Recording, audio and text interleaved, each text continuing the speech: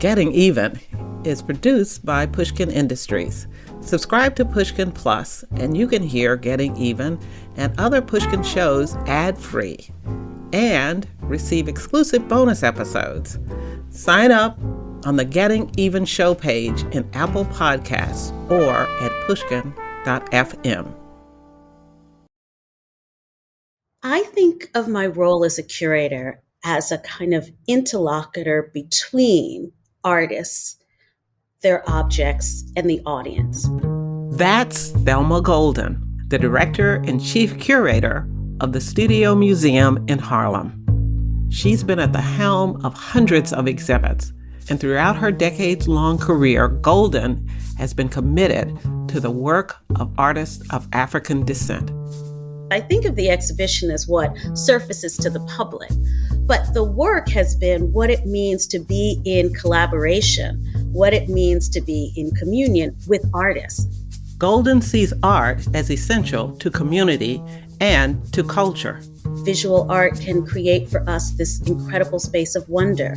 I think that the space of art in museums allows also the space for conversations that perhaps don't happen in other places. The space of art gives us the chance to engage with each other around ideas through artwork.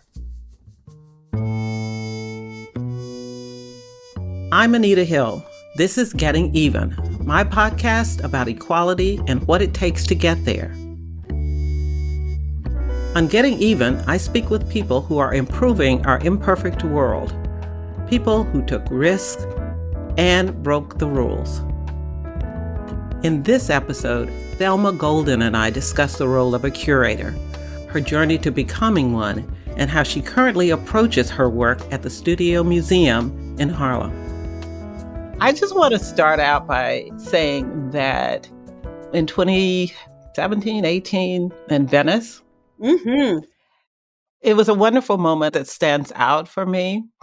And I'm sure that people didn't expect me to be at the Venice Biennale, but they absolutely expect that you would be at the Venice Biennale. Of course you would be. And what stands out so much for me was that you belong there.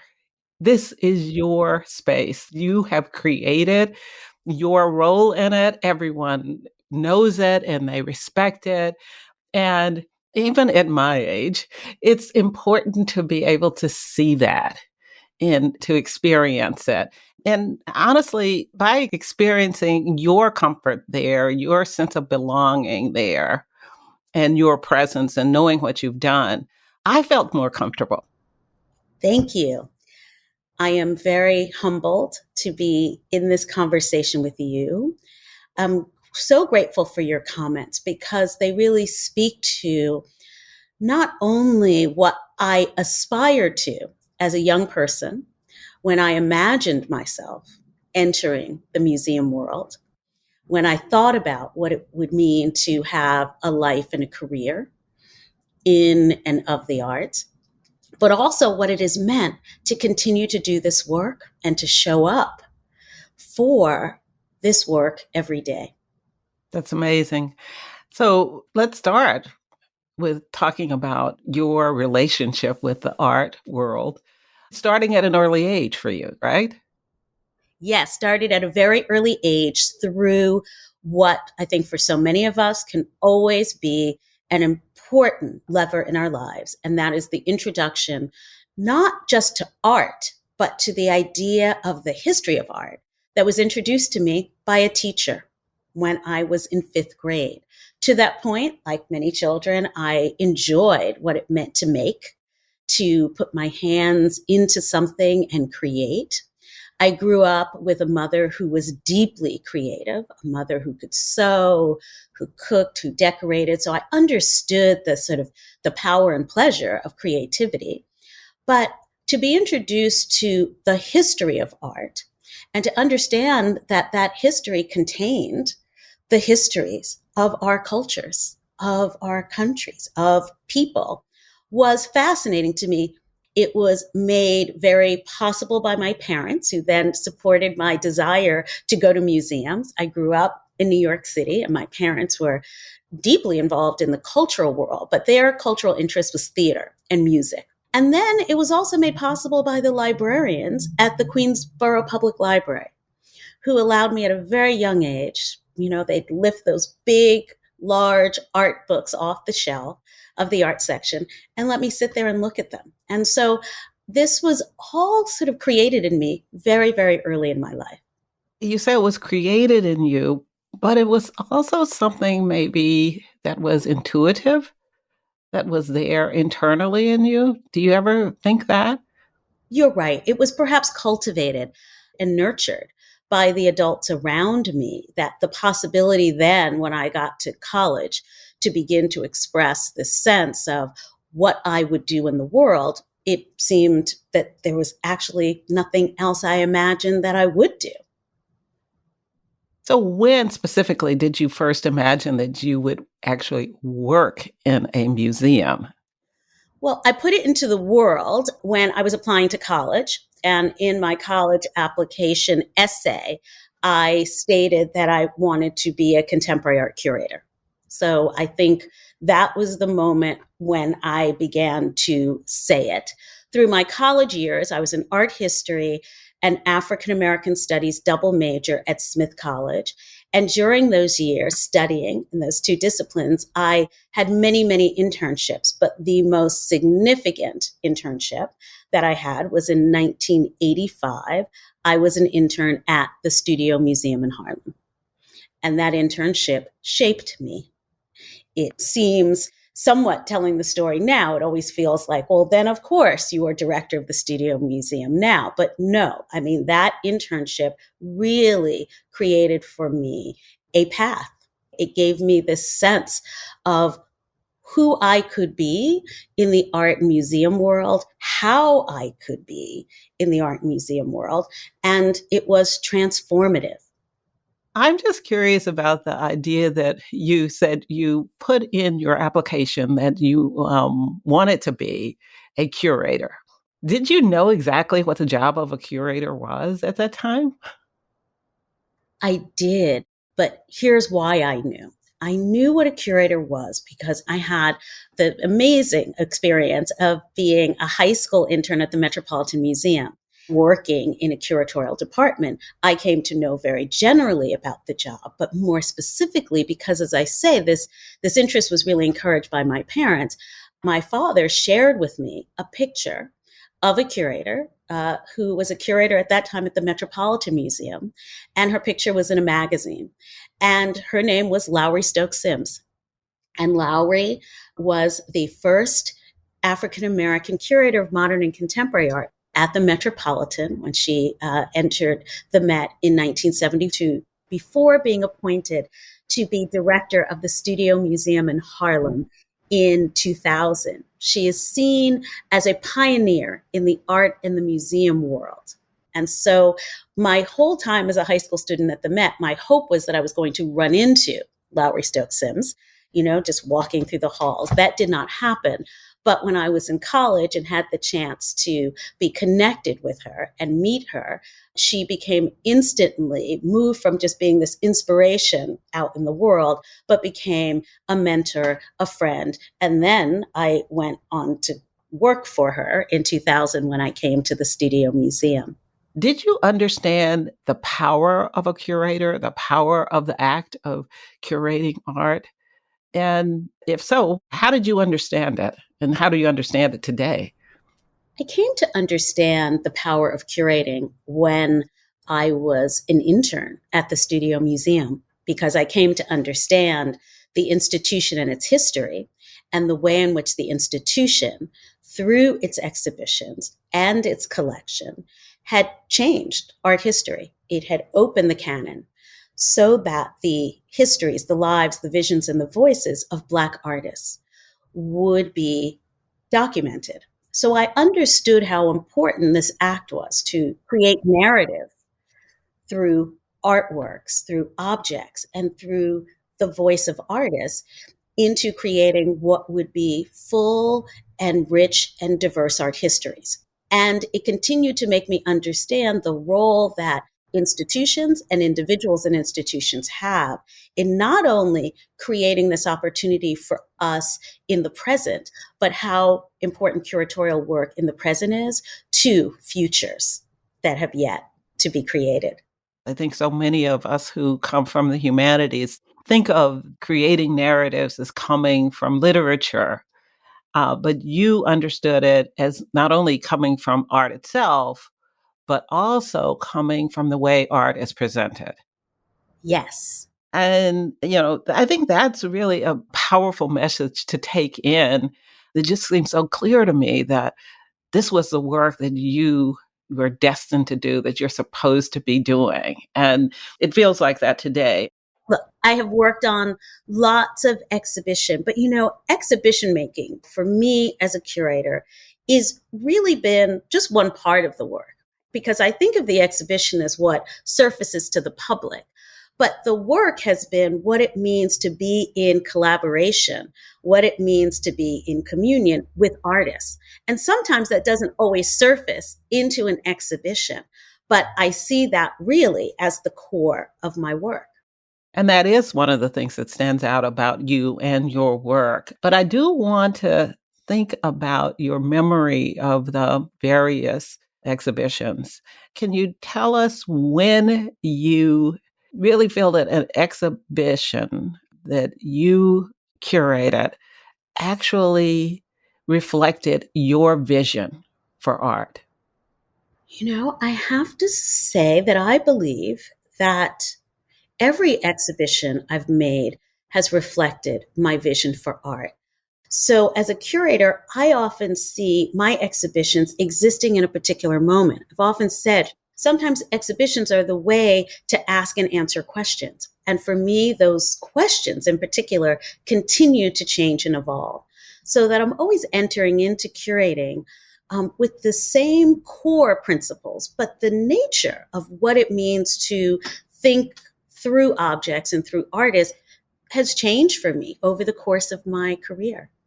And you focus on not only what the audience is viewing, but also you focus on the artist. And can you say more about how your focus is on the artists who you've worked with? I think of my role as a curator as a kind of interlocutor between artists, their objects, and the audience. And I think that when I am operating at my best in this role, that actually my role is the least significant in that equation. It is the one that, though, is creating the opportunity for the conversation between an artist, their objects and ideas, and the audience itself. Now, not every artist I've worked with is living, but I kind of carry that same sensibility even when I'm working with an artist that I don't have the opportunity to have the kind of conversation with. But most of my work has been with living artists, and it really has been about how can I be in service to creating an intellectual space, a physical space in the form of an exhibition for their work, for their voice, for their vision.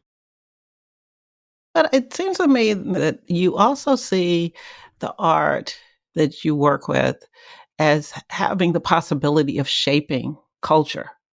How does that play in then to the way it's exhibited?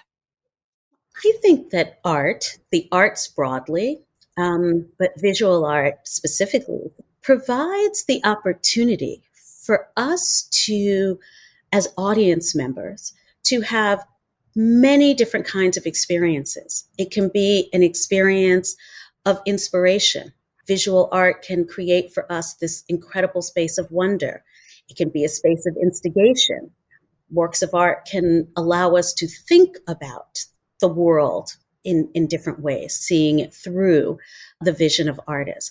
I think that the space of art in museums allows also the space for conversations that perhaps don't happen in other places. The space of art gives us the chance to engage with each other around ideas through artwork. After the break, Thelma Golden and I discuss the importance of art in the Black community and how essential museums are to representation and inspiration.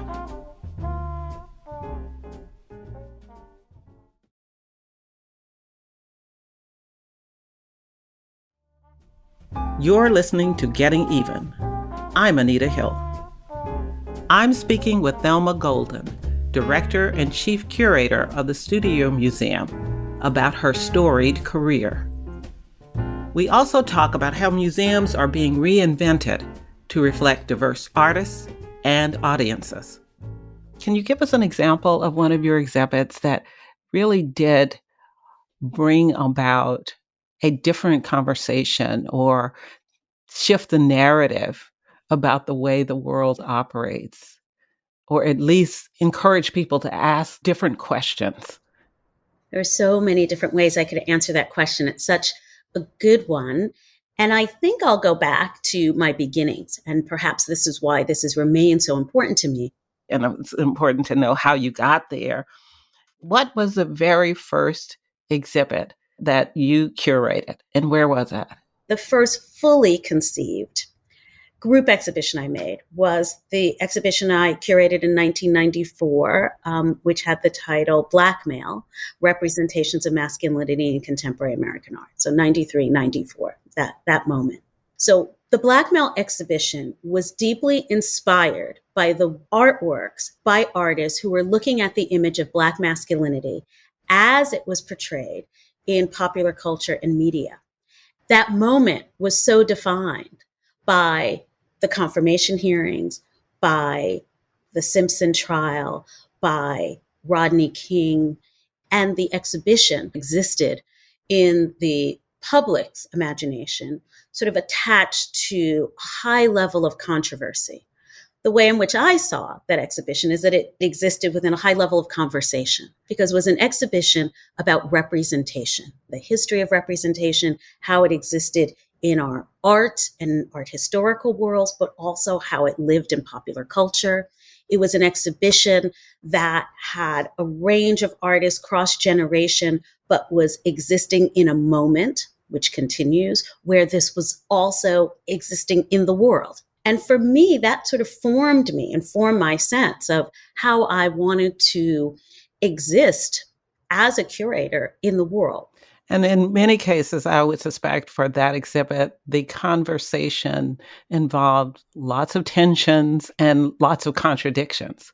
And of course it did, because life includes that. But in the space of an exhibition, in the space of the kind of narrative an exhibition creates, there was the possibility to wrestle with those contradictions, to be in the kind of conversation that could open up space for new ideas and ways of seeing. I really do believe in that way that of thinking about this sort of space where we can engage as a community in the sort of deep thinking about who we are, what makes us human, how we see each other, how we understand each other.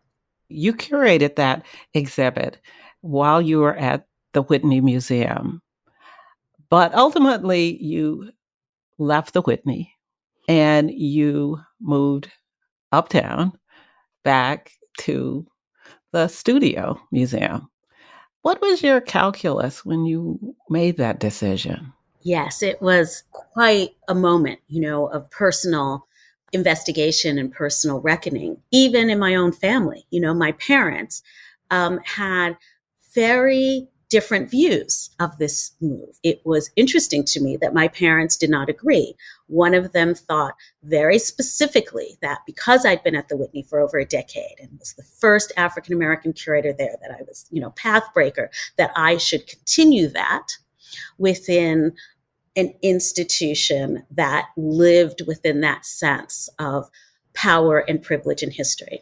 And my other parent felt the opposite. My other parent felt that I had been educated from kindergarten all the way through college in prestigious mainstream institutions that lived within this sense of power and privilege. And yes, I had had this incredible experience at the Whitney, but the reality was that my job at the Whitney ended. I was no longer at the Whitney. I was considering what my next step would be.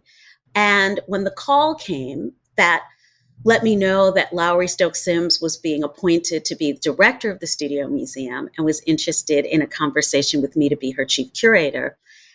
That is all I needed, right? The idea of what it would mean to work for Lowry, to work with Lowry at an institution that not only was incredibly important to me, that early internship experience, but also to do it with Lowry at a moment which potentially, as we discussed what could be, could begin to imagine the museum at the next phase of its life. And here we are in 2022, and I am celebrating my 22nd year at the museum. And I am so proud of that and feel privileged to have had this experience. And it sounds like you are excited about not only what you went into, but where it has grown, where the Studio Museum has grown as the world's leading institution devoted to the visual art by artists of African descent. I don't think it's by chance that the Studio Museum is in Harlem. Was it important for you to be in the Harlem community and doing your work there? Well, it was important to me to be in an institution that formed itself around an idea of art and artists. That's where the studio in our name comes from.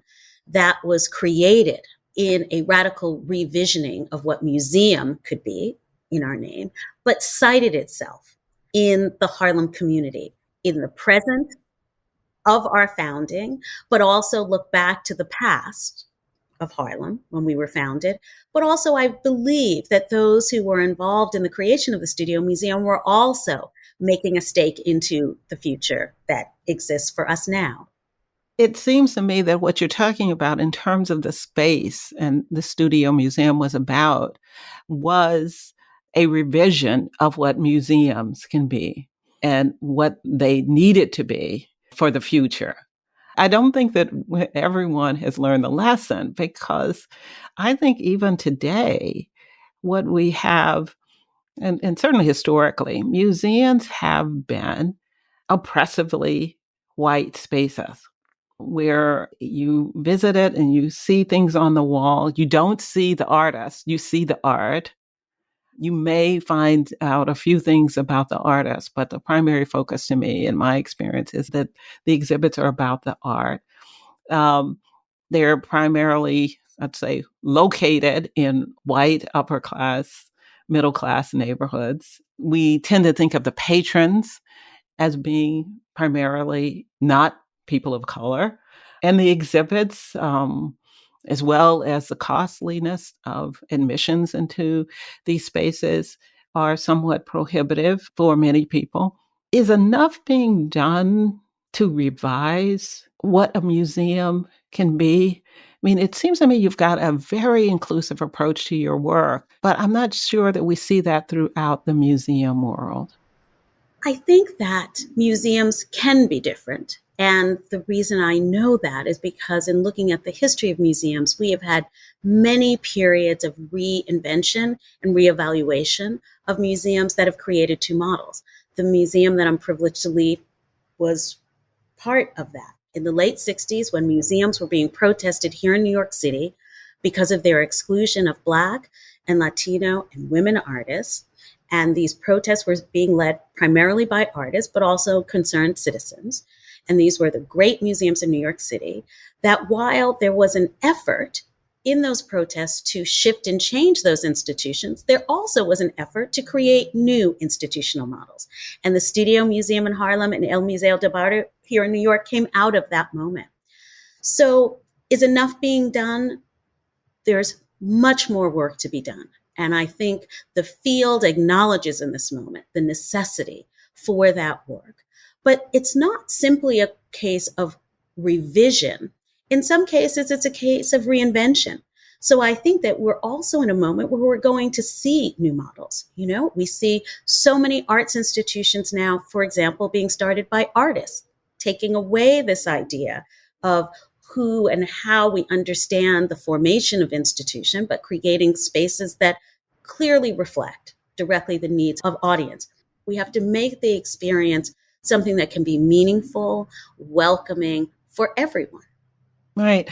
And so does that mean having more diversity in terms of the directors of the museum, curators? How do you realize or reinvent or revise what we have now?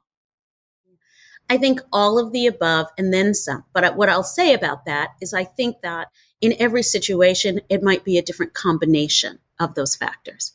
I think that the other part of this that's most important to me is that while institutions exist in this way that they are broad, we also have to really acknowledge the specificity of who we are institutionally and lean into that as we try to reimagine and reinvent. So if we have an institutional mandate to create access, we have to then also take the steps to say, well, what does access look like? And what is that experience in real terms when visitors come to the museum?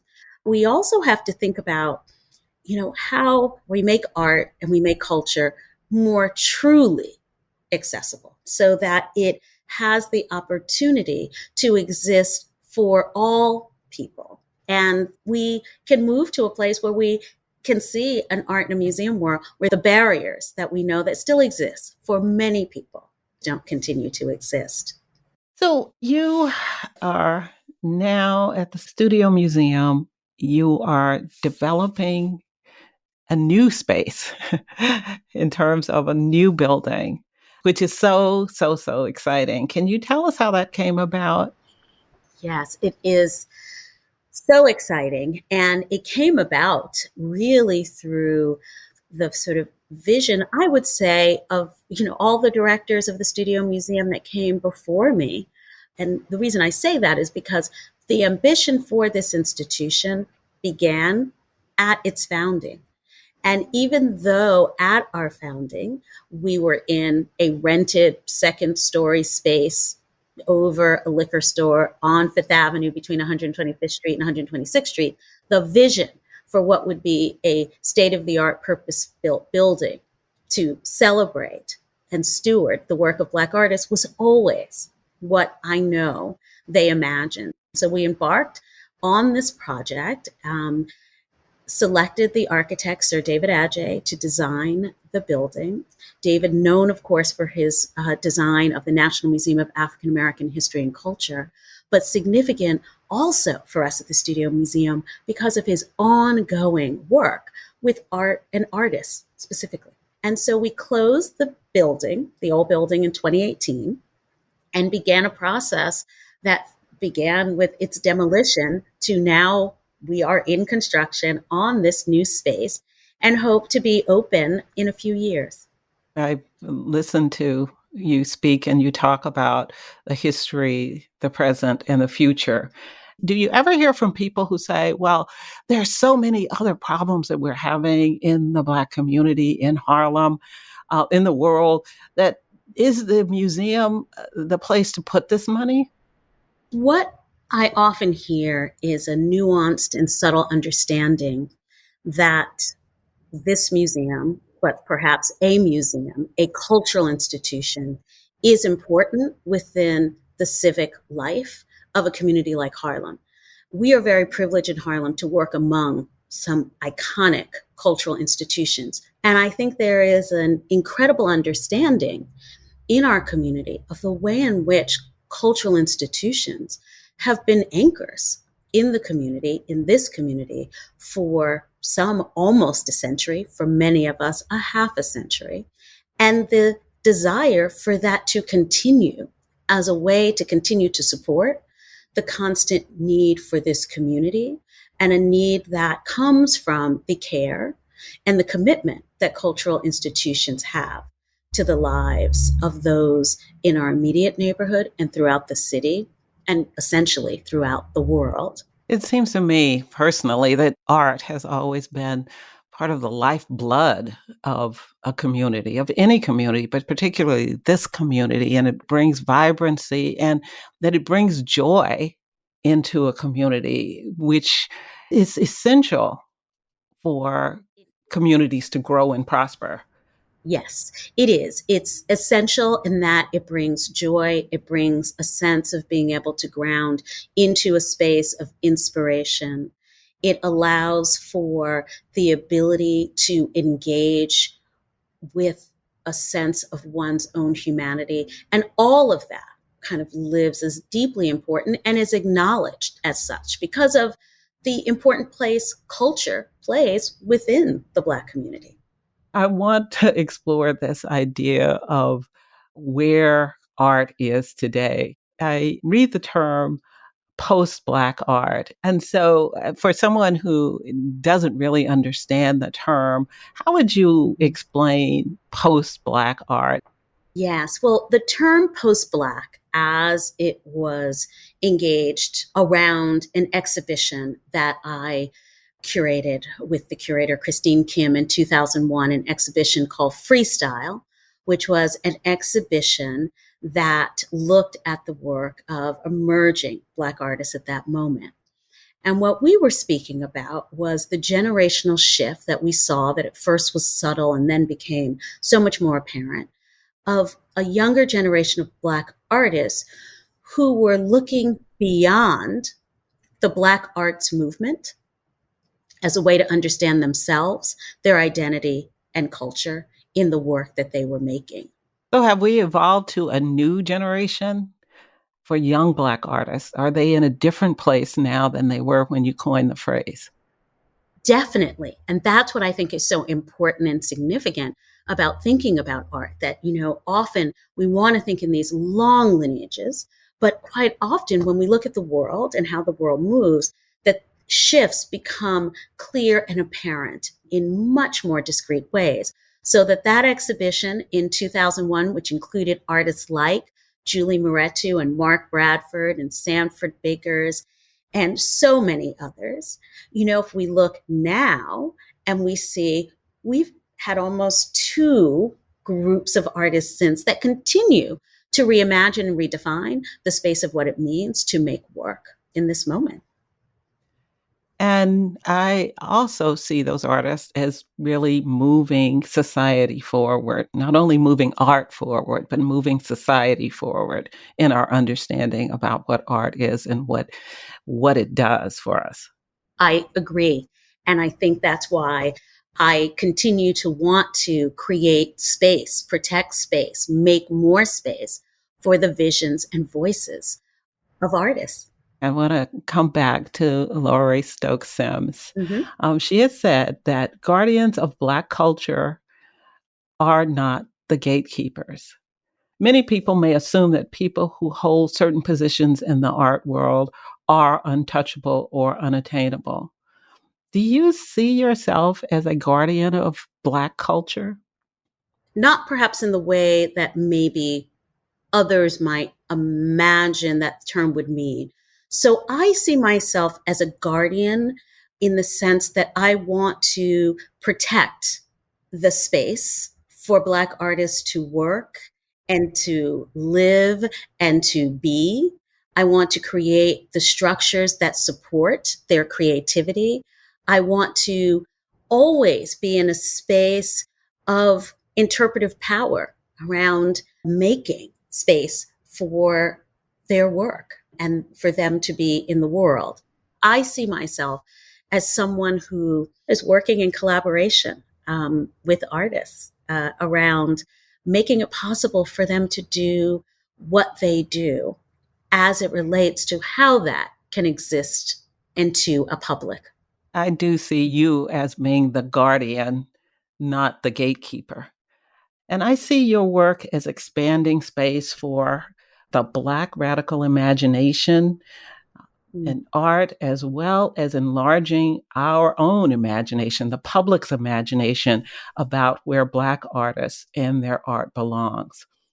When I became a university professor at Brandeis, I was at a point when I was starting to understand the power of art. And I gave my university lecture to the university on a fairly arcane legal principle around equality and the way the Supreme Court would interpret whether something was equal. And what I chose to do, rather than have a PowerPoint presentation with notes was to use art from our collection, photos of art from our collection that reflected to me some of the points that I wanted to make in my lecture about the law. And so that I think that was one of the best experiences that I've had in my teaching. Fantastic. I absolutely love hearing that. What we do and what I do in the classroom is curate. To get prepared for a lecture, I am curating ideas. Exactly. And so understanding what a curator does has also helped me to understand my teaching. So I just want to say thank you for being who you are and doing what you do, and for your continued attention to the issues of culture, narrative change, positive change, and what in my own work amounts to the creation of a more equal society.